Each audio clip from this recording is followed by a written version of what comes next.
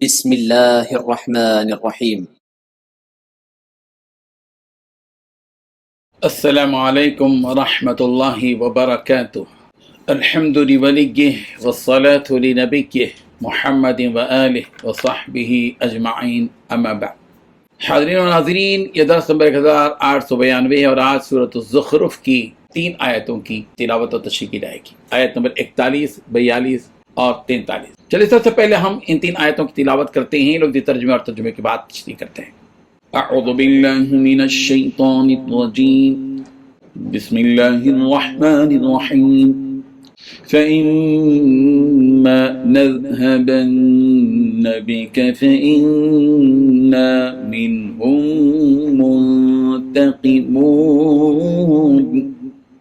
أَوْ نُرِيَنَّكَ الَّذِي وَعَدْنَاهُمْ فَإِنَّا عَلَيْهِمْ مُقْتَدِرُونَ فاستمسك بالذي أوحي إليك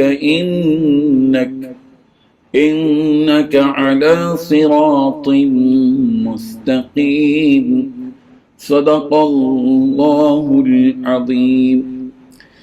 لفظی ترجمہ یوں ہے، فَإِمَّا پھر اگر نَذْهَبَنَّ بِكَ ہم لے جائیں آپ کو، فَإِنَّا تو بے شک ہم مِنْهُمْ ان سے منتقمون انتقام لینے والے ہیں، او نُرِيَنَّكَ یا ہم دکھا دیں آپ کو، الذی وہ جس کا وعدناہم ہم نے ان سے وعدہ کیا، فَإِنَّا تو بلا شبہ ہم علیہم ان پر مقتدرون قدرت رکھنے والے ہیں، فاستمسک لہذا آپ مضبوطی سے تھام لیں، بالذی اس چیز کو جو اوحی وحی کی گئی الیک آپ کی طرف، انک بلا شبہ آپ علی صراط مستقیم سیدھے راستے پر ہیں۔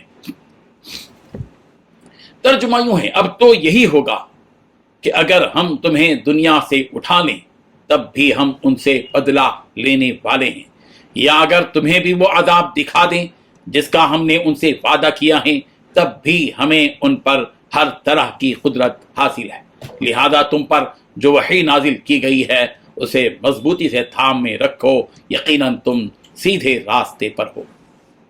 ان 3 آیتوں میں 5 باتیں بیان کی گئی ہیں۔ پہلی بات، اب تو یہی ہوگا کہ اگر ہم آپ کو اس دنیا سے اٹھا لیں تب بھی ہم ان سے بدلہ لینے والے ہیں۔ دوسری بات، اگر ہم تمہیں بھی وہ عذاب دکھا دیں جن کا ہم نے ان سے وعدہ کیا۔ تیسری بات، تب بھی ہمیں ان پر پوری طرح قدرت حاصل ہے۔ چوتھی بات، لہذا آپ پر جو وحی نازل کی گئی ہے اسے مضبوطی کے ساتھ تھامی رکھو۔ پانچویں بات، یقیناً آپ سیدھے راستے پر ہو۔ بزرگان محترم، ان آیتوں میں بھی تسلسل کا، یعنی نبی رحمت صلی اللہ علیہ وسلم کو تسلی دینے کا تسلسل باقی ہے اور جاری ہے، جو آپ صلی اللہ علیہ وسلم کو اللہ تعالیٰ نے دی کہ اگر یہ کفار و مشرکین آپ کی بات نہ مانیں اور آپ کو ایذائیں اور تکلیفیں دیں، اللہ تعالیٰ ان کی اس حرکت پر انہیں سزا دے گا۔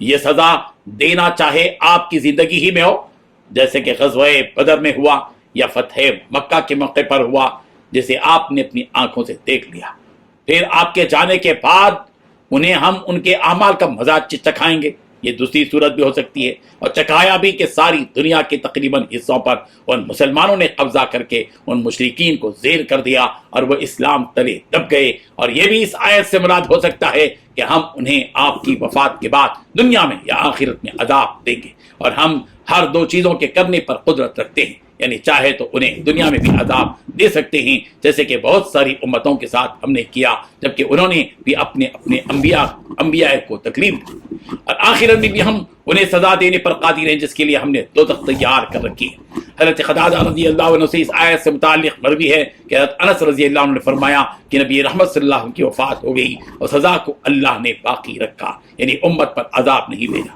اور نبی رحمت صلی اللہ علیہ وسلم کو کبھی وہ چیز اللہ نے نہیں دکھائی جو انہیں تکلیف دیتی ہو، یہاں تک کہ آپ صلی اللہ علیہ وسلم وفات کر گئے۔ لیکن کبھی کوئی نبی ایسا نہیں گزرا کہ جسے اللہ نے ان کی قوم کا انجام نہ دکھایا ہو، سوائے ہمارے آقا حضرت محمد مصطفیٰ صلی اللہ علیہ وسلم کے۔ لیکن آپ صلی اللہ علیہ وسلم کو یہ بتلا دیا گیا کہ آپ کے بعد آپ کی امت کے ساتھ کیا ہونے والا ہے، تو یہ جاننے کے بعد آپ صلی اللہ علیہ وسلم کبھی کھل کھلا کر ہنسے تک نہیں، اور اسی عالم میں آپ کی وفات ہو گئی۔ یہ بات در منصور میں موجود ہے۔ حضرت ابن عباس رضی اللہ عنہما سے مروی ہے کہ او نُرِيَنَّكَ الَّذِي وَعَدْنَاهُمْ سے مراد غزوہ بدر ہے۔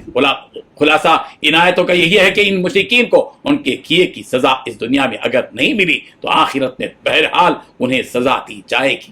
یہ لوگ کسی بھی حال میں اللہ کے عذاب سے بچنے والے نہیں ہیں۔ نبی رحمت صلی اللہ علیہ وسلم سے کہا جا رہا ہے کہ اے نبی، آپ ان مشرکین کی ایذاؤں سے پریشان ہو کر اپنی دعوت کو بند نہ کیجیے، بلکہ آپ وہ کام کرتے رہیے جس کام کے لیے اللہ تعالیٰ نے آپ کو اس دنیا میں بھیجا ہے۔ جو وحی کے ذریعے احکام آپ کی جانب بھیجے جاتے ہیں اس پر مضبوطی کے ساتھ جمے رہیے، اس لیے کہ جس راستے پر آپ چل رہے ہیں وہی سیدھا اور درست راستہ ہے جس پر چلنا نجات کی دلیل ہے۔ حضرت ابن عباس رضی اللہ عنہما نے فرمایا کہ یہاں صراط مستقیم سے مراد اسلام ہے۔ ان آیتوں سے دعوت کا کام کرنے والوں کی ایک طرح سے ہمت افزائی کی گئی کہ اگر دعوت کے کام میں تمہیں پریشانیاں آئیں یا تمہیں لوگوں کی تکلیفیں اور اذیتیں پہنچیں تو اس پر صبر سے کام لیں، یقیناً اللہ ان سے اس عمل کا بدلہ دے گا۔ مگر ان تکلیفوں کو دیکھتے ہوئے دعوت کے اس فریضے کو چھوڑنا نہیں چاہیے، بلکہ اسے ہر حال میں مضبوطی سے تھامے رہنا چاہیے۔ اللہ تعالیٰ ہم سب کو ان آیات کو بغور سمجھنے کی اور اس پر تدبر کرنے کی اور اس سلسلے میں فیصلہ کن حقیقت پر پہنچنے کی توفیق عطا فرمائے۔ آمین۔ وآخر دعوانا ان الحمد للہ رب العالمین۔